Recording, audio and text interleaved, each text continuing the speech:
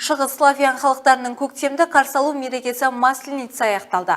Осыған байланысты достық аллеясында салтанатты шара ұйымдастырылды. Дәстүрлі мейрамға көп ұлттың өкілдері қатысып, тәтті құймақтар таратылды.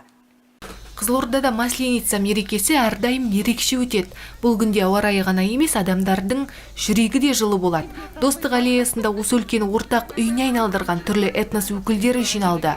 Күн мен жаңарудың символы саналатын бұл мереке мәдениет пен дәстүрді, түрлі тағдырлар мен тарихтарды біріктіруді мақсат тұтады.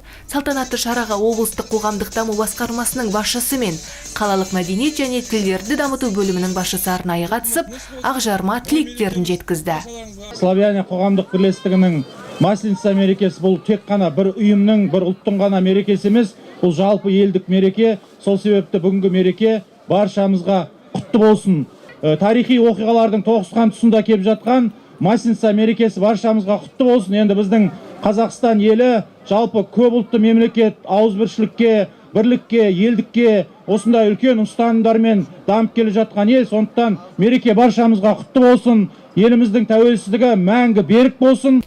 Мереке аясында тұрғындар жаппай серуенге шығып ұлттық ойындар ойналды. Сонымен қатар жәрмеңке ұйымдастырылып, күннің символы саналатын дөңгелек құймақтар атылды. Масленица халықты біріктіретін, мәдени мұраны жаңғыртатын ерекше мереке. Бұл мерекеден соң біз Наурыз мерекесіне дайындаламыз дейді Галина Щербакова. Сегодня прекрасный, замечательный день.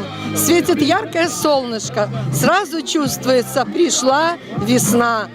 Бір апта бойы жалғасқан Масленица мерекесі бүгін аяқталады. Қыспен қоштасып көктемді қарсы алу көңілге үміт сыйлайды. Сондықтан біз бұл мерекені асыға күтеміз. Күннің символы саналатын тәтті құймақтар таратылады. Қуыршақты өртейміз, оның күлі көкке ұшады. Біз әлемді солай бейбітшілікке шақырамыз. Қала тұрғындары да Масленица мерекесін ерекше көңіл күймен қарсы алды. Алаңға жиналған халықтың жүзінен қуаныш пен жылылық сезілді.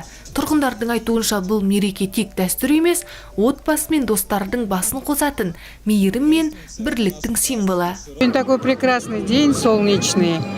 Сегодня такой праздник, Масленицу справляют славяне. Поэтому всех жителей города Кызылорды и всего Казахстана хочется поздравить, пожелать им крепкого здоровья, радости, добра, любви, чтобы действительно такие праздники были почаще и люди могли общаться. Такой солнечный день, столько людей пришло с нами отпраздновать проводы зимы и встречу весны. Всем желаю благополучия, здоровья, Божьей благодати, счастья. Живите долго и в радости. Хочу также поздравить всех с праздником Масленицы, с Уразой. Пусть мы будем жить в мире и в дружбе.